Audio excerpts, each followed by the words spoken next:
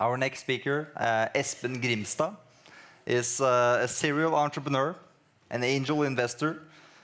He went to the 500 Startups Accelerator. He founded a company called Transfercar while studying abroad in New Zealand on the other side of the planet. He expanded the company to the US and Australia. And although the company as itself was a success, he had several fuck-ups during those 8 years. After exiting the company in 2015, he now sits here at Mesh and is the CEO of Experiments. And he told me that the whole company is an experiment in itself. And he gets to immerse himself with his affections, which is startups and growth engineering. Please welcome to the stage, Espen Grimstad.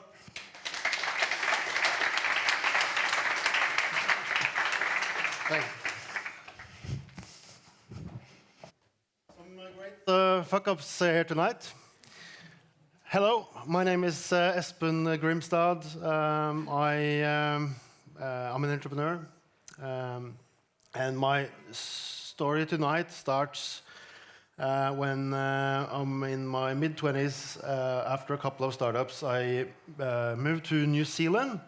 I decided I want to go study and get an education, which I didn't have.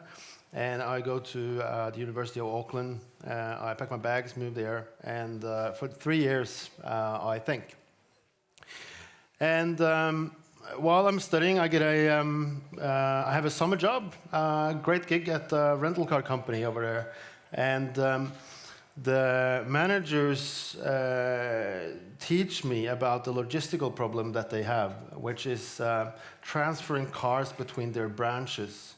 And it wasn't only their company, it's all over the world. All the rental car companies in the world has this problem where they have to position cars for new hires, and they have to transfer them because there's not a perfect balance between supply and demand between the branches.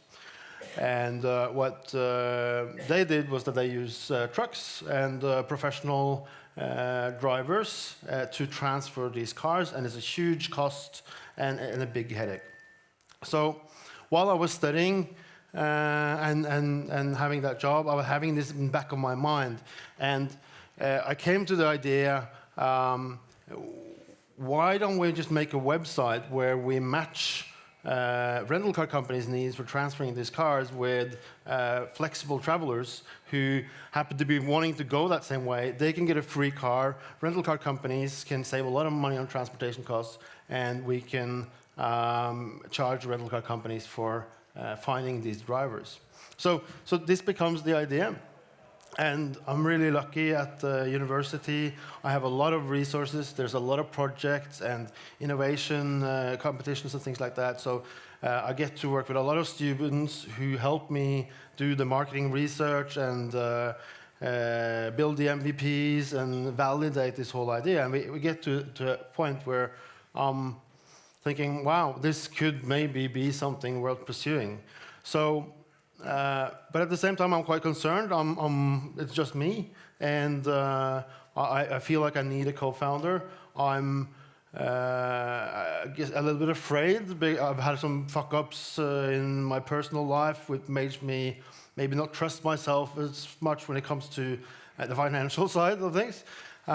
So I get to this idea that what I need is a co-founder that is the complete opposite of me. And I can tell you that that's a really, really bad idea.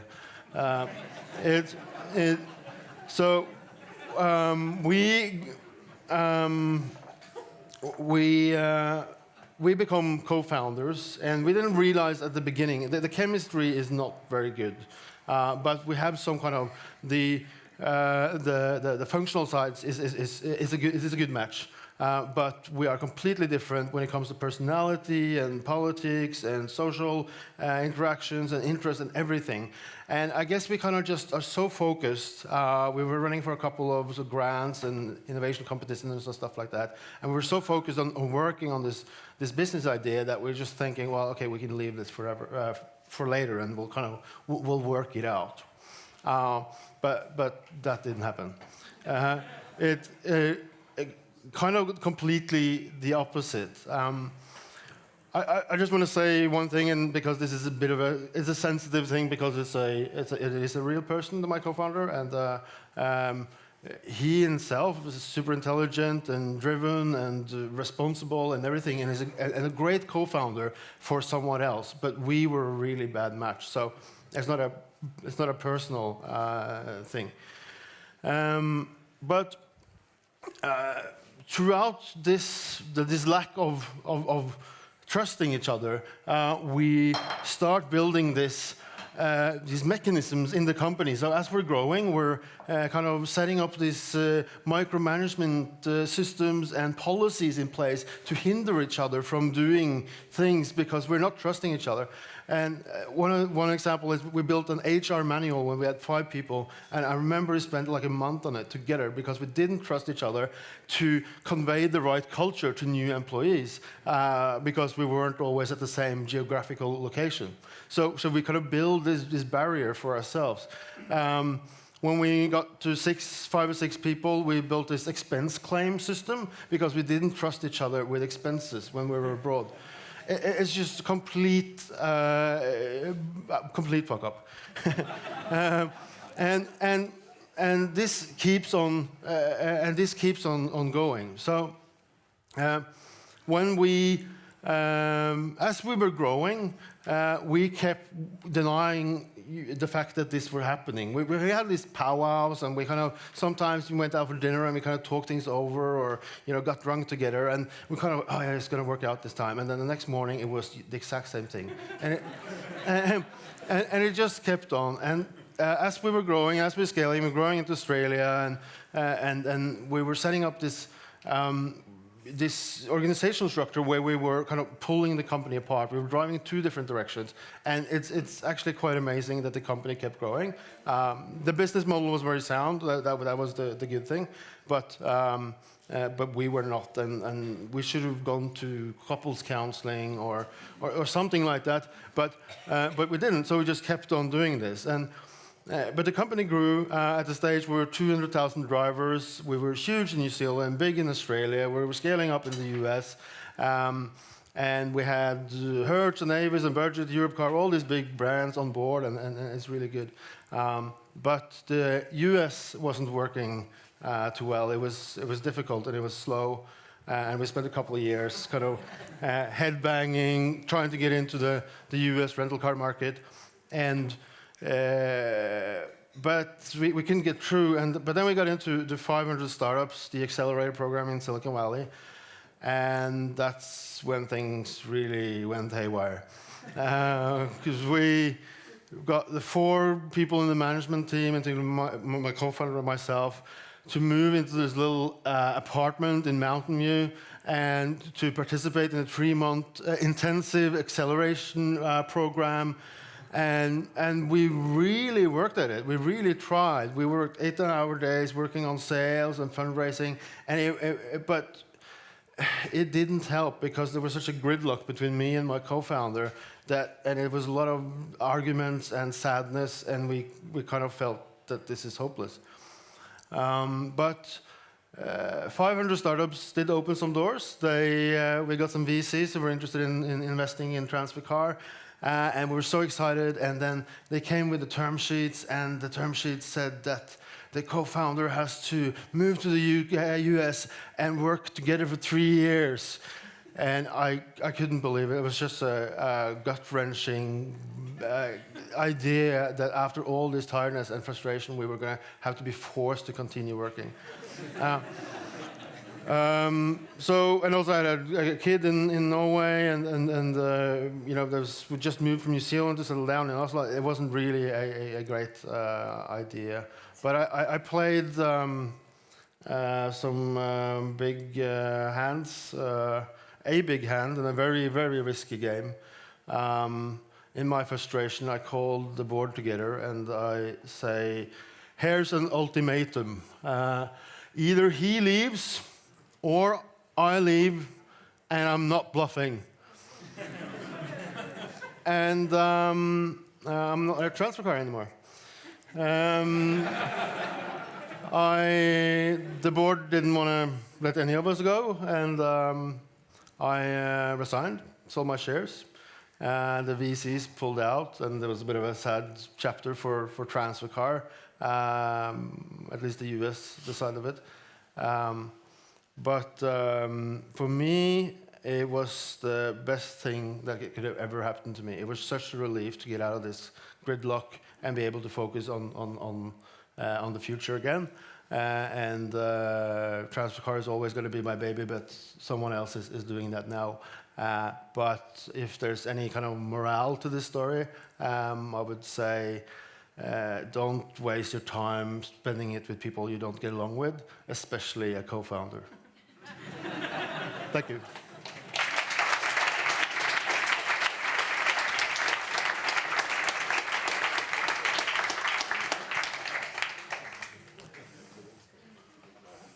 Questions for Espen?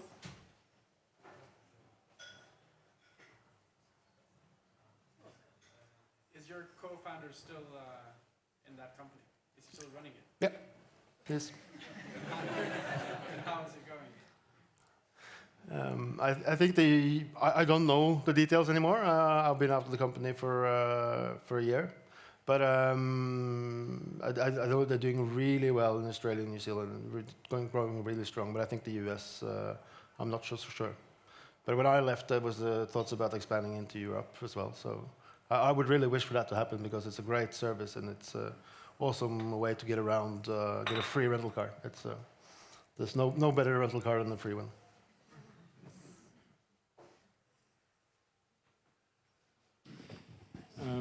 What are the three things you will see for the next co-founder?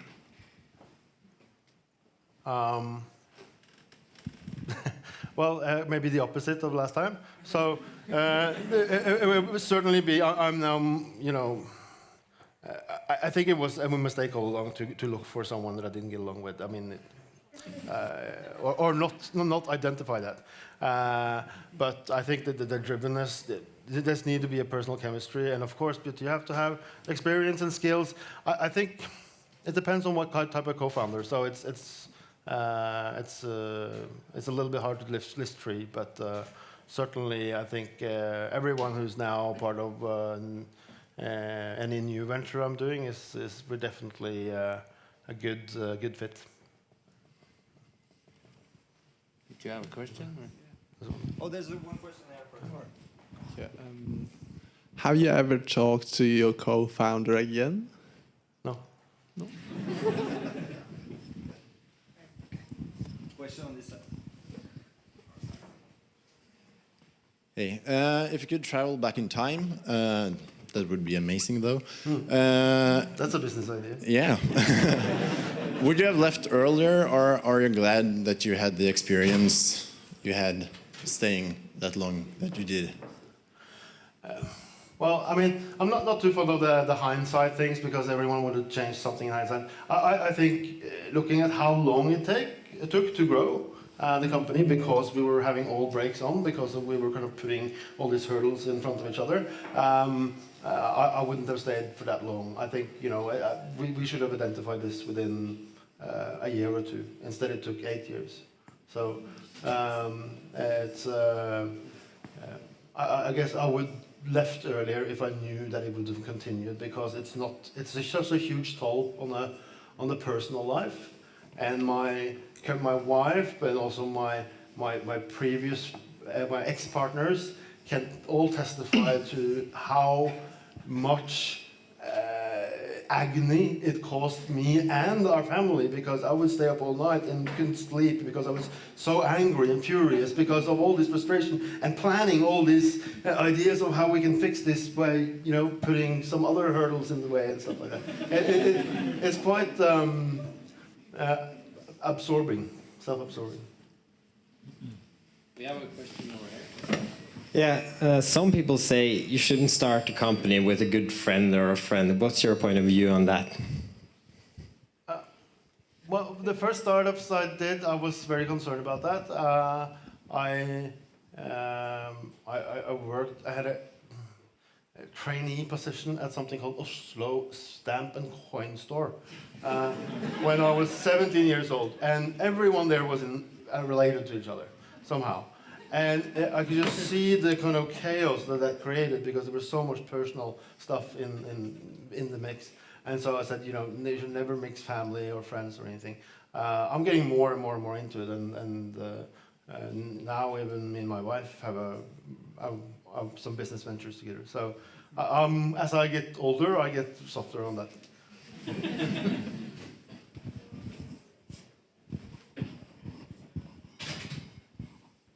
Cool.